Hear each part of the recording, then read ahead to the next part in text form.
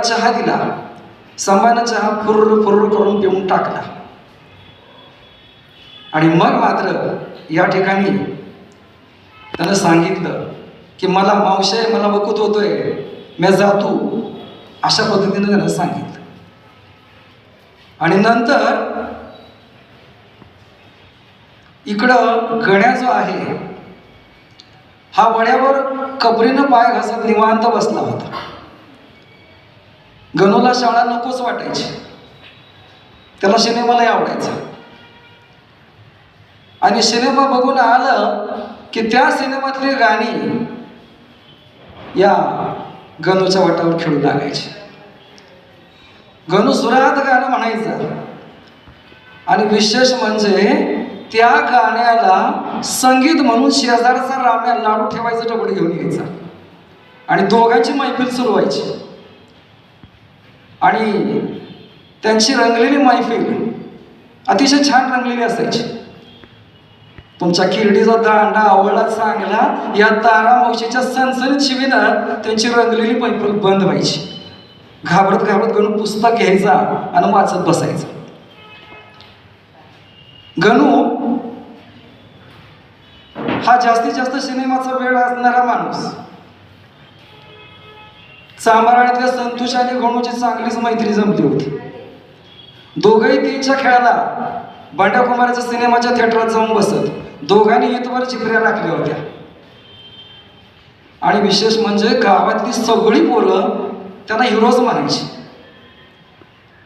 मग काय, इकडे गणू जो आहे हा गावंदर मळ्यात जायचा, स्थळाला म्हणून जायचा तो गावंदर मळ्यात आणि तिथं खुशाल चिंचा पाडत बसायचा. शाळेची वेळ टळून गेल्यानंतर हा गणू हळूच घरी यायचा. आणि विशेष या ठिकाणी एके दिवशी मास्तरांनी त्या गण्याला बोलावण्यासाठी एक पोरग धाडलं. त्यावेळेला गण्याच्या बाला समजलं की आपलं पोरग शाळा जात नाही, ते दुसरंच धंदा करत आहे. आणि मग मात्र काय झालं की गणू जो आहे हा असाच एके दिवशी रानोमाळ भटकून घरी आला.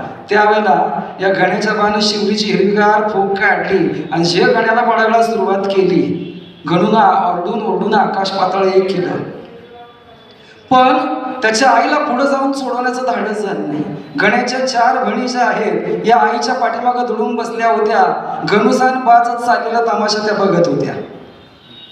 आणि गणूला अगदी खूप मारलेलं होतं त्याच्या बायला. गणून हुंदक्यात देत देत दप्तराची पिशवी उचलली आणि तो शाळेत आला.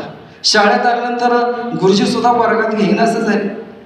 त्यावेळेला गणूनं सांगितलं, गुरुजी मी उद्यापासून शाळा नाही चुकवणार.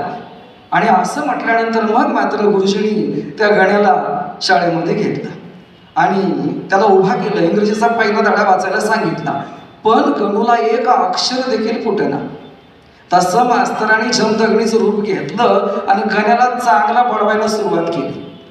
आणि इकडे अगदी गण्याला अगदी मूर्ख त्याने सांगायला सुरुवात केली की मूर्खा, दहावीला तुला कोणी घातलं, इंग्रजीचं एक अक्षर देखील फुटत नाही, गाढवा उद्यापासून माझ्या घरी शिकवण्याला यायचं, कळलं? गणूनं मुंदक्यात येत मान हलवली आणि शाळा सुटली. आणि त्याबरोबर गण्याची मित्रमंडळी जी आहेत ही गण्याला खूप मारलं बुवा असं आपापसात चर्चा करू लागली.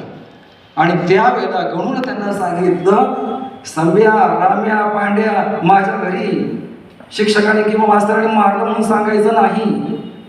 आणि आज मी शाळा सोडून गाव सोडून पुण्याला जाणार आहे. आणि यावरती त्याचा मित्र जो आहे संपा तो काय म्हणतो, अरे पण पुण्याला काय काम आहे तुझं? मी या पुण्याला जाणार आहे सिनेमात काम करायला. अरे ते आपल्या बाजीराव पाटलाच पोरग हनुमान आहे का, ते बी सिनेमातच काम करतोय, भाई बक्कळ पैका मिळतो मनगड्या. आणि असं म्हटल्याबरोबर मग मात्र या ठिकाणी संभा सुद्धा म्हणाला की मी पण येणार तुझ्याबरोबर. त्यावेळेला गणूनं त्याची समजूत घातली, अरे त्या ठिकाणी मी सकाळी मी काय केलं, पैसे जे आहेत माझ्या वडिलांच्या बंडीतून काढून घेतलेले आहेत आणि त्याचबरोबर ते थोडंच पैसे आहेत आणि तिथं गेल्यानंतर जेवण पण महाग असणार. त्यापेक्षा असं करूया, मी अगोदर जातो तिथं, माझा जम बसला की मी तुला मनी ऑर्डर करतो, मग तू बी बस गाडीला. असं म्हणून गणूनं संभाची समजूत काढली. आणि दोघंही गावंदर मळ्यात आले. चिंचेच्या झाडाला दप्तराची पिशवी टांगली आणि मग मात्र या ठिकाणी गणूनं संभाला सांगितलं की हे बघ, आईला दादाला सांग म्हणावं, तुमच्या गणूनं विहिरीत उडी टाकून जीव दिला, मी तुला जन्मभर विसरायचा नाही. आणि अशा पद्धतीनं संभानंही त्याला वचन दिलं. संभानं वचन दिल्याबरोबर या ठिकाणी गणू जो आहे तो पुण्याला निघून गेला. आणि पुण्याला निघून गेल्यानंतर या ठिकाणी संभा जो आहे तो धावत पळत तारामावशीच्या घरी आला आणि तारामावशीला सांगलं, तारामावशी, अगं आपल्या गणूनं विहिरीत उडी टाकून जीव दिला. त्याबरोबर तारामावशी चुलीतल्या कोलितासारखी पेटून उठली आणि म्हणाली, संभ्या, तुझ्या जीवाला काही हाडबीड? अरे असं बोलतोयस तू माझ्या एकुलत्या एक पोराला? माझं पोरग किती गुणाचं, आणि तू त्याला मारायला निघालास, त्या परास तुझंच कसं पडत बसणार? आणि मग असं म्हटल्याबरोबर या ठिकाणी तारामावशीचा अवतार बघून या संभानं धूम ठोकली. आता मात्र तारामावशीच्या मनात पालचूक चुकायला लागली की खरंच असं झालं असेल का या विचाराने. मग तारामावशी गावंधार मळ्यात गेली आणि तिथं चिंचेच्या झाडाला टांगलेली पिशवी, गणूची पिशवी जी आहे ती बघून मात्र आता तिची खात्रीच पटली. आणि तारामावशी त्याच ठिकाणी हाणून बडवून घ्यायला लागली, सांगायला लागली की तुला शाळा नको, तिथं जायचं नव्हतंच, हे माझ्या सोन्या, हे माझ्या गणू. अशा पद्धतीने तिनं रडायला सुरुवात केली आणि जोर जोरात हाणून बडवून घ्यायला सुरुवात केली. आणि त्याचबरोबर अगदी एवढ्या गणूचा भाव सुद्धा दान पाय आपटत आलेला होता, त्याला सुद्धा संभानं जाऊन सांगितलं होतं. आणि मग या ठिकाणी गणूच्या बाला बघून तारामावशी जास्त रडू लागली. आणि त्यावेळेला मग मात्र गणूच्या बानं ती झाडाची दप्तराची पिशवी टांगलेली काढून घेतली. दोघं घरी आली. घरी आल्यानंतर मग मात्र या ठिकाणी अगदी गण्या मेला ही बातमी गावभर पसरली. सगळ्या आया बाया गर्दी करू लागल्या, सांत्वन करू लागल्या. तारामावशीला बघून अगदी संभाची आई पारुशी आहे तिला म्हणाली, अक्का असं कसं का झालं? आणि असं म्हटल्याबरोबर मग मात्र तारामावशी जी आहे ती तिच्या गळ्यात पडून जास्तच रडू लागली. आणि एवढ्यात गणूसभा जो आहे तो म्हणाला, अगं असं येड्यावाने काय करतेस ग, आपल्या नशिबातच नव्हता तो, त्याला आपण काय करायचं? असं म्हणून तोही गुडघ्यात मान घालून रडू लागला. आणि त्याला तसं बघताना अगदी गण्याच्या 4 बहिणीही अगदी जोर जोरात रडू लागल्या. आणि मग मात्र या ठिकाणी सगळं संध्याकाळ झाली तरी त्यांच्या घरची चूल पेटली नाही. मात्र सकाळच्या वेळेला मात्र आयाबाईंनी गर्दी केली, खूप जेवण वगैरे घेऊन आल्या त्या ठिकाणी आणि त्यांचं सांत्वन करू लागल्या.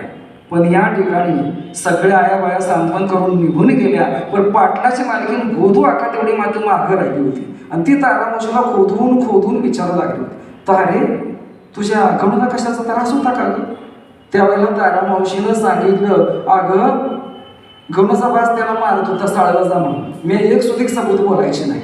आणि असं म्हटल्याबरोबर मग मात्र काय होतं की या ठिकाणी एवढ्यात तारामावशी बोलत होती, एवढ्या धाकट्या चिंगीनं ट्या करून राहायला सुरुवात केली. त्यावेळेला वैतागून अगदी गोधू आकानं दारात टेकून बसलेल्या गणूच्या बाला म्हणाली, काय म्हणाली की दादा, अरे दादा, वायचं पोरीला घेऊन जा बाहेर, बाय माणसं बोलतील, जरा बोलू दे. आणि त्यावरती मग मात्र या ठिकाणी गणूसभा काव उठला, चिंगीला घेऊन बाहेर गेला. आणि थोड्या वेळानं गोधू अक्का सुद्धा निघून गेली. आणि यानंतर गणूसभा आतमध्ये आला. आणि आल्यानंतर मग मात्र या ठिकाणी काय झालं तर अगदी त्यानं आपल्या पत्नीला म्हणजेच तारामावशीला विचारलं, तारे ती गोधी काय विचारतो येत का होशील? त्यावेळेला तारामावशी म्हणत की उगीच पागोळ लावत बसले, म्हणत होती तुमच्या गणूला कशाचा त्रास होता का? मग तो काय म्हणालीस? मी म्हणाली त्याचा बाज मारत होता शाळेला जाऊन. आणि मग मात्र या ठिकाणी असं म्हटल्यानंतर गणूच्या बाळानं सांगितलं, अगं तारे लोक तुकतील, माझ्यावर तसलं काही सांगू नकस. पण मी म्हणतो या गण्याला सिनेमाचं हे कोणी सांगितलं? अहो ते आपल्या बाजीराव पाटलाचं पोरगं हॅनमॅन आहे का, त्यानं सांगितलं असणार. पण मी म्हणते पैसे तरी जायला कुठलं? यावरती मग मात्र या ठिकाणी अगदी गणूसभा म्हणतो, अगं माझी भंडी रिकाम केलं ना त्या भाड्यानं. पण मला काय म्हणायचं होतं की आमदाच वर्ष यंदा 10वीच वर्षाचं आहे, जे तेवढं पार पाडायचं होतं. म्हणजे तिकडं नाटकात काम करू दे नाहीतर सिनेमात, आता काय साळाच्या नावानं सांग भलंच म्हणायचं. असं म्हणून म्हटल्यानंतर मग मात्र त्याच्या पत्नीनंही तसाच त्याच्या बोलण्याला दुजोरा दिला. धन्यवाद.